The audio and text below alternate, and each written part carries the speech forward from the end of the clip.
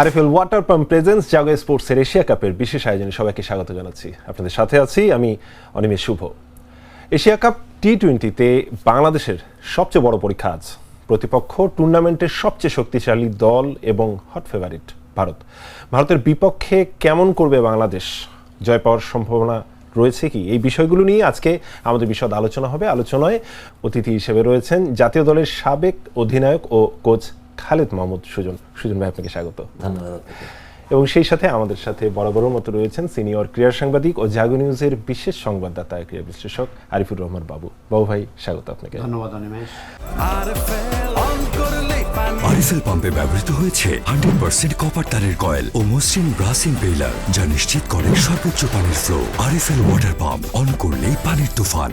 আজকে যেটা বলছিলাম যে বাংলাদেশের এই এশিয়া কাপের সবচেয়ে কঠিন প্রতিপক্ষ ভারত, তাদের মুখোমুখি হচ্ছে। শক্তিমত্তার দিক থেকেও ভারত অনেক এগিয়ে, কিন্তু দিন শেষে আসলে আমরা জিততে চাই। আপনি কি বলবেন, এই ম্যাচ থেকে কি আশা করছেন, কেমন হবে? ডেফিনেটলি আপনি প্রথমে বললেন যে এই টুর্নামেন্টের হট ফেভারিট এবং শক্তিশালী ভারত। রিয়েলিস্টিকলি আপনি যদি চিন্তা করেন তাহলে পার্সেন্টেজ ওয়াইজ আপনি চিন্তা করেন যে সবাই ভারতের পক্ষেই ধরবে। যদি বাজি ধরতে চান সবাই বলবে 70-75% ভারতের এই ম্যাচ। বাট যেহেতু ফরম্যাটটা ডিফারেন্ট, 20 ওভারের খেলা, 120টা বলের খেলা, বাংলাদেশ যদি ফ্ললেস ক্রিকেট খেলে, আমি বললাম ফ্ললেস, মানে যদি আমরা আজকে প্রত্যেকটা বক্স টিক করি, তাহলে আমার মনে হয় যে ভালো একটা কম্পিটিশন হবে, বাংলাদেশ এখানে জিততেও পারে।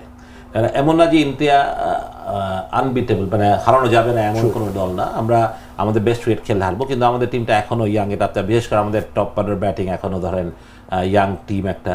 বাট আমি বলবো ছেলেরা আস্তে আস্তে নিজেদেরকে মেরে ধরছে, দে ডুইং ওয়েল, এবং মাঠে সেটা দেখা যাচ্ছে। তো আমি আজকে মনে করি যে টাইগাররা যেন টাইগারের মতো লড়ে। খেলা হারা জিতা it's part of the game. আমরা হারতেই পারি, জিততেই পারি। আমরা একটু ম্যাচ হারলেও যে আমরা টুর্নামেন্ট থেকে ছিটকে যাবো তা না। সুতরাং আমাদের সামনে আমাদের জন্য এই অ্যাটিটিউডটা থাকে, আমরা সেই মেন্টালিটি, আমি চাই যে আজকের ম্যাচ জিতে আমরা ফাইনাল কনফার্ম করি।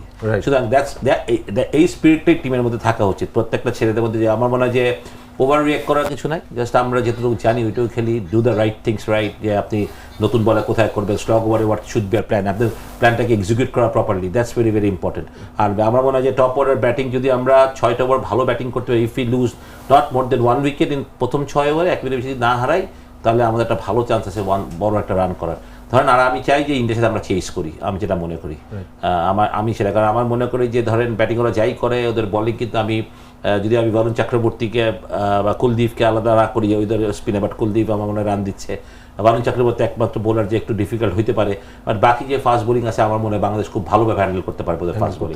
সুতরাং let's hope for the best, যে আমরা আমাদের বেস্ট ক্রিকেটটাই আজকে খেলি, এই টুর্নামেন্টের বেস্ট গেমটা আজকে আমরা খেলতে পারি, যেটা খেলে যাতে আমরা দেখেন and of the day winning losing is part, but আমার কাছে এটাই পার্ট যে বাংলাদেশ টাইগার্স সাথে কতটা সাহসিকতার সাথে লড়ে, মানে সেই লড়াইটাই আমি দেখতে চাই। তারপর ইট উইল টেক কেয়ার যে আমরা যদি ভালো খেলি আমরা জিতবো, আমরা যদি ভালো না করি আমরা হারবো। But end of the day আমরা যাতে এই ইয়াং টিমটা যাতে ইন্ডিয়ার মতো শক্তিশালী দলের সাথে আমরা কম্পিট করছি, ভালো ক্রিকেট খেলছি, থ্রেট করছি মাঠে, সেটাই কিন্তু আমাদের দেখার থাকবে, সত্যি কথা বলবে। এবং যেটা বলছিলেন আসলে পজিটিভ ইন্টেন্টটা থাকা দরকার, অবভিয়াসলি খুব ইম্পর্টেন্ট। বাবু ভাই, সুজন ভাইয়ের কাছে শুনছিলাম, বলছিলেন যে পজিটিভ ইন্টেন্ট থাকবে, এবং বলছিলেন যে প্রথম যে টপ অর্ডারের ব্যাটাররা থাকবেন তাদের উপর অনেক কিছুই ডিপেন্ড করবে। সব কিছু মিলে আপনার কাছে যে প্রতিনিয়ত আমার যে প্রশ্নটা থাকে, সেরকমই প্রশ্ন দিয়েই শুরু করতে চাই। সেটা হচ্ছে যে এই যে একাদশটা কি মনে হয় যে কাদের উপর বেশি ডিপেন্ড করছেন আপনি বিশেষ করে, এবং এখানে কোনো পরিবর্তনের প্রয়োজন বোধ করছেন কিনা লাস্ট ম্যাচ অনুযায়ী? না, খালেদ মাহমুদ সুজন তো বলেই দিলেন, এবং একদম রাইটলি পিকড যে বাংলাদেশের প্রথম 6 ওভার আমরা খেলাটাকে সাজাতেও পারি, আবার খেলাটাকে ভাঙতেও পারি, গড়তেও পারি। 6 ওভারে যদি একটার বেশি উইকেট না যায়, আমি একদম তার কথার রেশ ধরেই বলি, বাংলাদেশ যদি 8 রান করেও করে, অ্যারাউন্ড 50ও যদি থাকে, তারপরেও বাংলাদেশের ব্যাটিং টেইল আছে লম্বা, অনেক দূর যাবার। কিন্তু যেটা দেখা যায় যে বাংলাদেশ শুরুতেই এমন একটা পর্যায়ে চলে যায় যেখান থেকে আর ম্যাচ রিবিল্ড করা বা ইনিংসটাকে নতুন করে সাজানোর আর সুযোগ থাকে না। সেই অবস্থাটা যদি না হয়, তাহলে আমি মনে করি আমাদের যা টপ অর্ডার যেটা আছে, তো ভালোই খেলছেন, সাইফ ভালো খেলেছেন, তানজিদ তামিম আছেন, পারভেজ ইমন, বোঝা যাচ্ছে যে এখনকার যে কি বলবো, এখন দলের যে গঠন বিন্যাস যেটা আছে, সেখানে হুট করে ভারতের বিপক্ষে পারভেজ ইমনের ইনক্লুশনের চান্স আমি মনে করি নেই বললেই চলে। ওয়ান ডাউনে লিটন ডুইং ভেরি ওয়েল, 4-এ তৌহিদ হৃদয় নিজেকে ফিরে পাচ্ছিলেন না, মোটামুটি ফিরে পেয়েছেন। তারপরে তো শামীম পাটোয়ারি এবং জাকের আলী অনেক মোটামুটি রান করছেন। বাট আমি এখনও বিশ্বাস করি এই দলে সোহান থাকলে, খালেদ মাহমুদ সুজন একটা কথা বলেছেন যে আমাদের এই টিমে তুলনামূলকভাবে নবীন প্লেয়ার বেশি। নবীন মিন্স এরকম না যে কালকেই ডেবু হয়েছে, but experience player, experience campaigner কম। এই দৃষ্টিকোণ থেকে আমি সোহানের অন্তর্ভুক্তিটা খুব বেশি করে চাই, এই কারণে যে মিডল অর্ডারে ইন্ডিয়া পাকিস্তানের সাথে আপনার একটা নার্ভের খেলা হবে, শুধুই স্কিল অ্যান্ড টেকনিক টেম্পারামেন্টের না, ওই নার্ভের জায়গাটায় সোহানের মতো যদি একটা প্লেয়ার থাকে তাহলে আমি মনে করি যে আমাদের মিডল অর্ডারটা একটু হলেও স্টেবল থাকবে এবং সোহানের সঙ্গে যারা থাকবেন তারা একটু সাহস নিয়ে খেলতে পারবেন। এছাড়া মোরাললেস ধরেন এখন আপনি শেখ মেহেদিকে হয়তো খেলাবেন, আর নাসুম আর রিশাদের যে কোনো একজন খেলবে। আমি প্রায়ই যেটা বলি যে ডানহাতি ব্যাটসম্যানের জন্য একজন বাহাতি স্পিনার আর একজন ডানহাতি লেগ স্পিনার মোরাললেস সেম, কারণ দুটাই অ্যাওয়ে মুভমেন্টে থাকবে। কাজেই আপনি লেগিও খেলাবেন আবার বাহাতিও খেলাবেন, এটা একটু ডিফিকাল্ট, আর আপনাকে তো 11 জন বেছে নিতে হবে। কাজেই নাসুম আর রিশাদের যে কোনো একজন, আর অফকোর্স আমি ব্যক্তিগতভাবে চাইব তাসকিন মোস্তাফিজের সঙ্গে তানজিম সাকিবকে। এই মোটামুটিভাবে আমার প্রবাবল 11 আর কি। সোজা কথা, আমি সেই অর্থে দলে কোনো পরিবর্তন দেখতে চাই না, বাট আমি জাকের আলী আর শামীম পাটোয়ারির যে কোনো একজনের জায়গায় আমি ব্যক্তিগতভাবে সোহানের পক্ষে এবং সোহানকে খেলানোর পক্ষে। সুজন ভাই, আপনার কাছে মানে শুরুর প্রশ্নটার মতোই কিন্তু অনেকটা প্রশ্ন রাখতে চাই। আপনি ব্যাটারদের কথা বলেছেন এবং টপ অর্ডার বা বিশেষ করে প্রথম 6 ওভার খুবই গুরুত্বপূর্ণ, কিন্তু আমরা যদি একটু বোলিংয়ের দিকে যাই, কারণ আমরা জানি যে ওয়ার্ল্ডের খুবই টপ ক্লাস ব্যাটাররা ইন্ডিয়ায় রয়েছেন এবং প্রথম 6-7 জনও যদি আমরা ধরি বেশ ভালো খেলছেন, তারা ছন্দে আছেন। এই ব্যাটিং অর্ডারটায় ধস নামানো কিন্তু অনেক বড় একটা চ্যালেঞ্জ। সেই জায়গায় বাংলাদেশের বোলারদেরকে কি করতে হবে বা কোন কৌশলে এগোলে আমরা এফেক্টিভ একটা ফল পাবো বলে মনে হয়? আমি ফার্স্টেই বলি যে বাবুবের সাথে আমি অনেকটা একমত, মানে অনেকটা না, পুরোটাই একমত যে দলের নিয়ে আমি এরা পেস চাই। আমি তানজিম সাকিমের পেসটা চাই, যে হি ইজ কুইক, বাউন্সার দিয়ে সারপ্রাইজ করতে পারে, এবং এই চ্যালেঞ্জটা ইন্ডিয়ার ব্যাটসম্যানদের জন্য আমার একটা ফাস্ট বোলার খুব ইম্পর্টেন্ট। আর সোহানের কথা যা বললো, সোহানের experience is very vital, but এইখানে একটাই কথা যে জাকিরকে পরিবর্তন করে একটাই জায়গা আছে, জাকিরের জায়গায় সোহান খেলাবে কিনা, এটা টিম ম্যানেজমেন্টের পুরো ডিসিশনটা। আমার মনে হয় যে উই বোথ এগ্রিড যে Sohan is a very important player, ওর ওই পজিশনে ব্যাটিং করে স্পেশালি কেন প্লেয়ার যে লাস্ট 2-3 ওভারে সোহানের মতো যেরকম ব্যাট করতে পারে সেটা অনেকেই পারে না। মানে আমাদের সোহান যে লুপ শট খেলে, চিকি শটগুলো খেলে, এগুলো খুব ইম্প্রোভাইজ করে, সেটা খুব ইম্পর্টেন্ট। বাট এগেইন এটা টিম ম্যানেজমেন্টের ব্যাপার ইয়ে করে। বাট যদি এরকম হয়, আমাদের বলে কিন্তু বৈচিত্র্য আছে, এমন না যে আমাদের বৈচিত্র্য নাই। যদি আপনি দেখেন তাসকিনের pace, power swing, and Taskin যে উইকেট টেকার, নতুন বলে উইকেট নিচ্ছে, মোস্তাফিজের মতন বৈচিত্র্য মানে অনেক টিমে আপনি পাবেন না ফাস্ট বোলারের মধ্যে। তানজিম সাকিবের র পেস, আমরা যদি মেহেদি সবসময় একটা ব্রিলিয়ান্ট অস্পিনার মাঝে যখন বল করে আটকে রাখতে পারে, উইকেট নেয়। আর নাসুম তো ভালো করছে এখন এই জায়গাটায়। নাসুম রিশাদের কথা যেটা বললো, যেহেতু নাসিমিন একটা ম্যান অফ দ্য ম্যাচ হয়েছে এন এ ভেরি ক্রুশিয়াল গেমে, যেটা আমাদের উইন মানে আফগানিস্তানের আমার জিতা খুবই প্রয়োজন ছিল, সেই ম্যাচে একটা ভালো পারফরমেন্স। এই জন্য আমি মনে করি নাসুমকে কন্টিনিউ করা উচিত, হয়তো বা এখনই। তো রিশাদ আমাদের জন্য খুবই ভালো, ব্রাইট ফিউচার, সবই প্রসপেক্ট, বাট এই এখনকার পরিস্থিতিতে আমার মনে হয় নাসুমকেই কন্টিনিউ করা উচিত, যেহেতু কনফিডেন্টটা ভালো এই জন্যই। তো ওদের ব্যাটসম্যান যে আটকানো যাবে না, ইউ নেভার নো, ক্রিকেট খেলা, প্রথম 2টা ভালো ডেলিভারি, 2টা উইকেট অলওয়েজ ইন্ডিয়ার ব্যাকফুট চলে যাবে। তো আমাদেরকে এটাই করতে হবে, নতুন বলে উইকেট তুলতে হবে। অ্যাজ আই সেড যে নতুন বলে উইকেট দেওয়া যাবে না, উল্টা ইন্ডিয়ার আমাদের নতুন বলে উইকেট নিতে হবে। তাহলেই কিন্তু আপনি যদি উইকেট 7টা নিতে পারেন কথা নয়, যদি আপনি প্রথম 6 ওভারের মধ্যে 2-3 উইকেট নিতে পারেন, তাহলে কিন্তু ইন্ডিয়ার রান থেকে আপনি রেস্ট্রিক্ট করতে হবে, সেটা আপনি চেস করতে গেলে সুবিধা হবে হয়তো। বাবু ভাই, আমরা যদি হেড টু হেড চিন্তা করি, আসলে বাংলাদেশের সাথে অনেকটাই একতরফা। ভারত 16টি ম্যাচ জিতেছে এবং বাংলাদেশ 1টি। এই হিসাবে পরিসংখ্যানের দিকে যদি তাকাই, তাহলে মানসিকভাবে একটু পিছিয়ে রাখতে হবে টাইগারদেরকে। কিন্তু আমরা যদি এই পুরো সিরিজটার কথা চিন্তা করি বা এশিয়া কাপটার কথা চিন্তা করি, দুর্দান্ত কিছু জয় আমরা দেখেছি। বিশেষ করে লাস্ট ম্যাচে যে শ্রীলঙ্কার বিপক্ষে জয়টা, সেটা কি টনিক হিসাবে একটু কাজ করবে বলে মনে হয়? শেষ লাইনটাকে আমি সামনে নিয়ে আসি, অবশ্যই কাজ করবে। এখন আপনি ভারতের সঙ্গে 16 ম্যাচ হেরেছেন, একটা জিতেছেন, সেটা তো একটা টুর্নামেন্ট খেলার আগে। খালেদ মাহমুদ সুজন ইজ হেয়ার, আমরা অলওয়েজ তার প্লেইং লাইফ থেকে বলি যে ফাইটার। খালেদ মাহমুদ সুজনকে বলেন, তিনি দেশের টপ মোস্ট টিমে খেলেছেন, আমনির ক্যাপ্টেন্সি করেছেন, মাউডানে খেলেছেন, বিমানের ক্যাপ্টেন্সি করেছেন, ব্রাদার্সের ক্যাপ্টেন্সি করেছেন, আবার আরও ছোট দলেও খেলেছেন। কম শক্তির দলও কি কখনো ওই এই অনেক বেশি শক্তির দলের বিপক্ষে আমরা কখনো জিতিনি এটা ভেবে দুর্বল হয়ে মাঠে নামে? আমার মনে হয় না। তো সিটি ক্লাবেরও ক্যাপ্টেন ছিলাম, দুর্বল দল দিয়ে সেই বছর কিন্তু হেড টু হেডে আমরা রানার্স আপে যাই, পয়েন্ট তারিখে কিন্তু চ্যাম্পিয়নে ছিলাম অলমোস্ট। কাজে একটা দল যত শক্তিতে পিছিয়ে থাকুক না কেন, তারা যখন মাঠে নামে অবশ্যই তাদের মাথায় ওই হিসাবটা থাকে না যে এই দলের কাছে আমরা 16 বার হেরেছি, আর এই প্লেয়ারগুলো তো 16 বার হারেনি। এখানে হয়তো এমনও কেউ থাকবে একবার বা দুবার ভারতের মুখোমুখি হয়েছে। আমার কাছে যেটা মনে হয়, বাংলাদেশ, আমি শ্রীলঙ্কার সঙ্গে ম্যাচের আগের দিন না ম্যাচের দিনই এই অনুষ্ঠানে এই সিটে বসে যে কথাটা বলেছিলাম, ভারতের সঙ্গে ম্যাচের দিনও একই কথা বলছি। আমরা ভারতের সঙ্গে জিতি খুব কম, কিন্তু ভারতের সঙ্গে কিন্তু মোটামুটি আমাদের লড়াই করার কিন্তু রেকর্ড আছে, এবং আমরা টি-20, এশিয়া কাপ এবং ওয়ার্ল্ড কাপে ভারতকে দুবার হারানোর দোরগোড়ায় গিয়ে পারিনি। 2016-তে যে ম্যাচটা বাংলাদেশ 3 বলে 2 রান করতে পারেনি, এটা তো ক্রিকেট ইতিহাসের একটা অবিস্মরণীয় খেলা হয়ে আছে।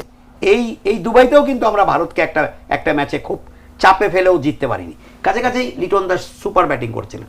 কাজেই আমার মনে হয় ভারতের বিপক্ষে আমাদের যে ভালো খেলার রেকর্ডগুলো আছে সেগুলোকে সামনে এনে, এবং আমরা গত ম্যাচে শ্রীলঙ্কাকে হারিয়েছি, তার আগের ম্যাচে আফগানিস্তানকে হারিয়েছি, এই সুখস্মৃতিগুলো যদি আমরা চারণ করে আমাদের নিজেদের সামর্থ্যের সেরাটা দেওয়ার জন্য মাঠে নামে, সেখানে আর আপনার পরিসংখ্যান কোনো বাধা হয়ে আসবে না। কিন্তু আমাদেরকে আমাদের সেরাটা উপহার দিতে হবে, এবং পরিসংখ্যান নিয়ে মাথা না ঘামিয়ে ভারত কত ভালো দল তার চাইতে আমরা কত ভালো খেলতে পারি, আমরা ভারতকে ঝাঁকুনি দিতে পারি কিনা, তাদের উপর আমরা প্রভাব বিস্তার করতে পারি কিনা, আমরা ভারতের চোখ রাঙানিতে নিজেরা ব্যাকফুটে না গিয়ে আমরা ভারতকে আক্রমণাত্মক ক্রিকেট খেলে ভারতকে ব্যাকফুটে ঠেলে দিতে পারি কিনা, এই মানসিকতা যদি থাকে অবশ্যই ভালো কিছু করা সম্ভব। বাবু ভাই, শুনছিলাম, অনেক ধন্যবাদ আপনার কাছে। আমরা আবার ফিরবো, ছোট্ট একটা বিরতি নিয়ে আসছি। দর্শক, আপনারা দেখছেন আরএফএল ওয়াটার পাম্প প্রেজেন্স জাগো স্পোর্টসের এশিয়া কাপের বিশেষ আয়োজন। আমাদের সাথেই থাকবেন, ফিরছি ছোট্ট একটা বিরতির পর।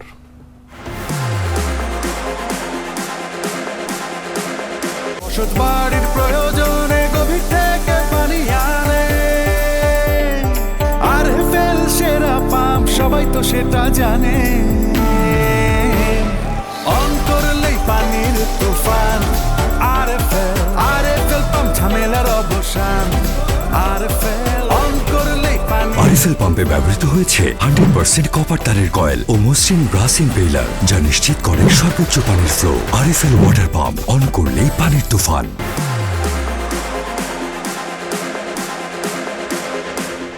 বিরতির পর সবাইকে আরও একবার স্বাগত জানাচ্ছি। আমরা আলোচনা করছিলাম এশিয়া কাপের এই বিশেষ আয়োজনে বাংলাদেশের এবং ইন্ডিয়ার ম্যাচ নিয়ে। সুজন ভাই, আপনার কাছে আবারও ফিরতে চাই। বাবু ভাই বলছিলেন, এবং সেই বলার থেকেই একটু পিক করতে চাই, বলছিলেন যে পরিসংখ্যান যেটাই থাকুক না কেন, বাংলাদেশের এই দলটা কিন্তু আসলে সেই 16 বার হারেনি।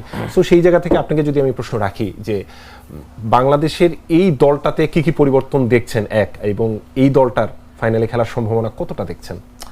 না বাবু, একদমই ঠিক। পরিসংখ্যান তো দেখেন, পরিসংখ্যান থাকে। যেমন আমরা যেটা বাবুর ব্যাঙ্গালোরের কথা, যে ম্যাচটার কথা বললেন, সেটাই মাঠে ছিলাম, ড্রেসিং রুমে ছিলাম, আর ওটা মানে এখনও অবিশ্বাস লাগে যে ওই ম্যাচে আমরা কেমনে হারলাম, ঠিক না? ক্রিকেট গেমস অফ আনসার্টেনিটি হতেই পারে। এবং ওই টিমটা কী ছিল, ইন্ডিয়ার one of the best team ছিল, যে টিমের সাথে আমরা জিততে গিয়ে হেরে গেলাম এরকম একটা ক্রুশিয়াল স্টেজে গিয়ে। তো ওগুলো তো পাস্ট, মানুষ এটা মনে রাখে না আসলে। বাবা বলাতে আবার মনে আসলো আমরা ইন্ডিয়ার সাথে এরকম অনেক ম্যাচ আছে যেটা আমরা জিতার কাছাকাছি গিয়ে হেরে গেছি, শুধুমাত্র আমাদের এক্সপিরিয়েন্সের কারণে। আমি যেটা মনে করি যে এই বাচ্চাদের মধ্যে আমি যেটা দেখি, নতুন এই দলটার মধ্যে আমি যেটা দেখি, ওদের মানে অসম্ভব টিম স্পিরিট। আমি দেখি ওদের জিতার আকাঙ্ক্ষা, মানে ভয়ভীতি ধরেন ক্রিকেট খেলা যেটা আমরা মনে করি। তো আমি মনে করি যে সেটা যদি আমরা করতে পারি, আমাদের হারানোর কিছু নেই। আমি প্রথমেই বললাম, আপনি যদি রিয়েলিস্টিক চিন্তা করেন তাহলে অবশ্যই ইন্ডিয়া আমাদের থেকে অনেক শক্তি। এই ফর্মেটে ওরা আইপিএল খেলে, মানে আমার মনে হয় যে ইন্ডিয়ার থার্ড টিমও বাংলাদেশ থেকে ভালো, এরকম কথা অনেকেই বলে। হ্যাঁ, উইচ ইজ রাইট। হয়তো আপনি এভাবে আপনার যুক্তি, আপনি খালি বাঙালি বলেই আমি এটা বিশ্বাস করবো সেটা না। ইন্ডিয়া অবশ্যই রিয়েলিস্টিকলি অনেক স্ট্রং সাইড, বাট আমি বললাম খেলাটা 20 ওভারের খেলা। ভালো দিনে এনিবডি ক্যান বিট এনিবডি, মানে এটাই সবচেয়ে বড় কথা। এবং আমাদের এই বিশ্বাস থাকতে হবে। আমি সেটাই বলছি, আমাদের তো আজকে হারানোর কিছুই নেই।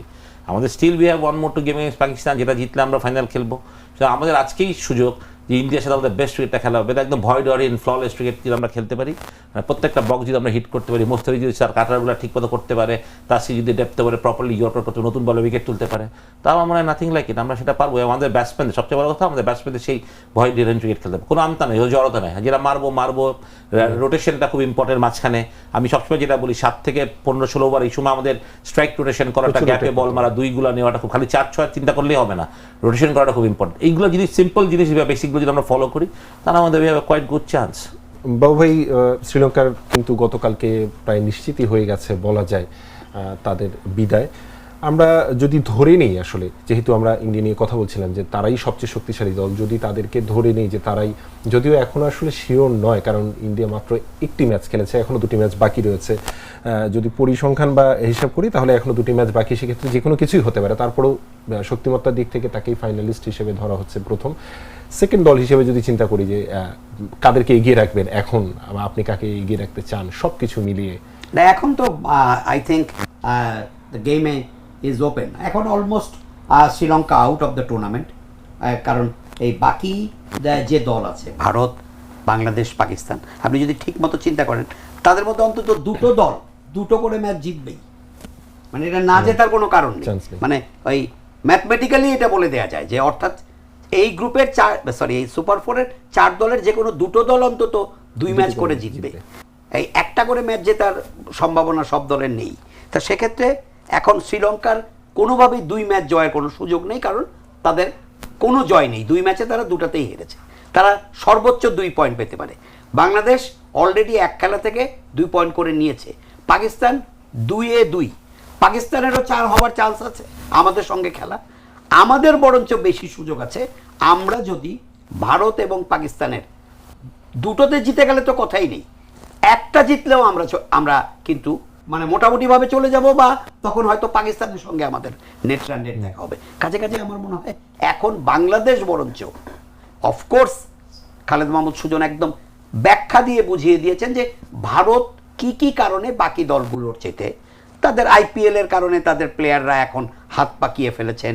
T20 ফরম্যাটে ইন্ডিয়ায় কোয়ালিটি প্লেয়ারের সংখ্যা, ইউটিলিটি প্লেয়ারের সংখ্যা এবং ম্যাচ উইনারের সংখ্যা অন্য যে কোনো টিমের চেয়ে বেশি, এবং প্লেয়াররা একদম আমরা চলতি বাংলায় যেটাকে বলি হাত পাকিয়ে ফেলেছেন, সিজনড হয়ে গেছেন। এই IPL খেলাকে কেন্দ্র করে নিয়ে ভারতের অন্তত পক্ষে এই 14-15 জন না, ভারতের একটা বাঞ্চ দাঁড়িয়ে গেছে যারা ওয়ার্ল্ড লেভেলে কম্পিট করতে পারেন এবং নিজেদেরকে বিজয়ীর মঞ্চে তুলে নিতে পারেন। তো সেই দলের সঙ্গে আসলে খালি চোখে পারা খুব কঠিন, আনটিল অ্যান্ড আনলেস আপনার খুব ভালো দিন না হয়ে যায়। কাজে আমি ভারতকে 1 নম্বরে রেখেই আমি মনে করছি এই মুহূর্তে বাংলাদেশের চান্স সেকেন্ড, এবং বাংলাদেশ পাকিস্তানের যে কোনো একটা দল হয়তো ভারতের সঙ্গে। আমি মনে করি যে আজকে ভারত বাংলাদেশের ড্রেস রিহার্সাল হতে পারে ফাইনালের,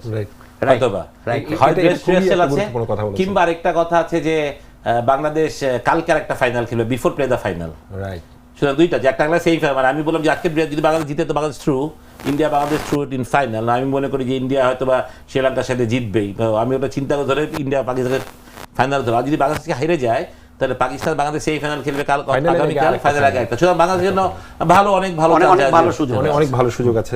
সুজন ভাই, আমরা আলোচনার একদমই শেষ প্রান্তে শেষটা করতে চাই আপনাকে দিয়েই।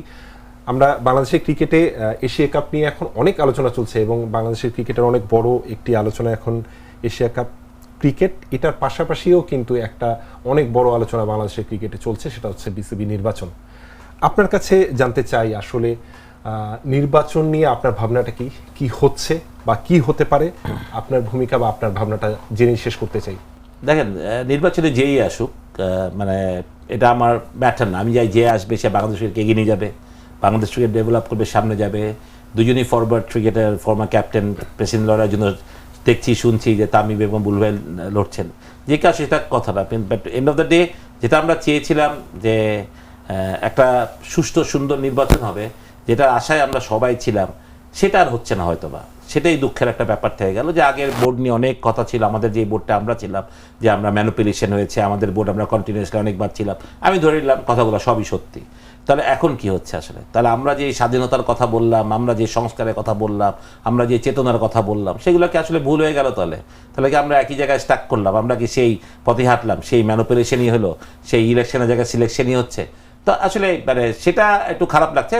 বাট এগেইন বাংলাদেশ পলিটিক্যাল একটা ইনফ্লুয়েন্স থাকবে না এমন কোনো জায়গায়, আর ক্রিকেট তো অনেক বড় জায়গায় থাকতেই হবে। বাংলাদেশের ছোটো একটা দোকান নিতে গেলেই পলিটিক্যাল ইনফ্লুয়েন্স থাকে, যে ওইখানকার নেতাদেরকে বলে দোকানটা নিতে হয়, ঠিক না? সুতরাং আমার মনে হয় যে এটার বাইরে আমরা যেতে পারবো না কোনো সময়, যতই আমরা যেভাবে বলি আমরা পলিটিক্যালি থাকবো, পলিটিক্যালি আছি। সুতরাং আমাদের এই যে মা কান্না কান্দি আমরা যে এই সরকার এসে এই করে দিয়ে গেছে, ওই সরকার আসলেই হবে, কোনোটাই হবে না, এইভাবেই চলবে। যখন যে সরকার আসবে তাদের যারা লোকজন থাকবে তারাই প্রাধান্য বিস্তার করবে, সেটাই হবে। তো সেটা আমরা মেনে নিই। খামাখাতি আরেকজনকে ব্লেম করে, মানে আমার কথা হচ্ছে আমি যদি নিজে আয়নাকে না দেখি তাহলে আমি আরেকজনকে কিভাবে ব্লেম করতে পারি? আগে নিজের চেহারাটা দেখি আয়না যে আমি কি কাজ করছি। সুতরাং একজন ভালো মানুষের রূপ ধরে থেকে আপনি লাভ নেই। আমার মনে হয় যে যখন আপনি যেটা বলবেন ইউ শুড মেন ইট, যে what you want to prove, যে আপনি এর আগের বোর্ড অন্যায় করছে, আমি সেটা অন্যায় প্রতিরোধ করছি এবং সেটা আমি অন্যায়টাকে স্টপ করে আমি দেখিয়ে দিব। তো আপনি সেটা পারেননি। সুতরাং আপনি যখন পারেননি তখন আমার মনে হয় যে এইসব ফাঁকা গুলি বানাকারকে দিয়ে মানুষের কিছু সিম্প্যাথি গ্রহণ করার আর কোনো মানেই হয় না আমার মনে হয়। তো এই জন্য I am not happy. But end of the day যাই হোক, যে ইলেকশনে যেই জিতুক, তিনি যদি এসে ভালো কাজ করেন, দেশের ক্রিকেটের উন্নয়ন করুক, ক্রিকেটের স্ট্রাকচার ডেভেলপ করুক, সেটাই চাই। I wish both of the candidate best of luck. That's it. আমরাও প্রত্যাশা করি যে একটা স্বচ্ছ পরিষ্কার নির্বাচন হবে এবং এই কাদা ছোড়াছুড়িগুলো বন্ধ হবে। আজকে আমাদের এই আয়োজনে আপনি পুরোটা সময় জুড়ে ছিলেন, আমাদের সময় দিয়েছেন, অনেক অনেক ধন্যবাদ। আপনাকে ধন্যবাদ। বাবু ভাই, আপনাকে অনেক ধন্যবাদ। ধন্যবাদ অনিমেষ, এবং আমাদের যারা দর্শক আছেন তাদের জন্য শুভেচ্ছা, শুভকামনা।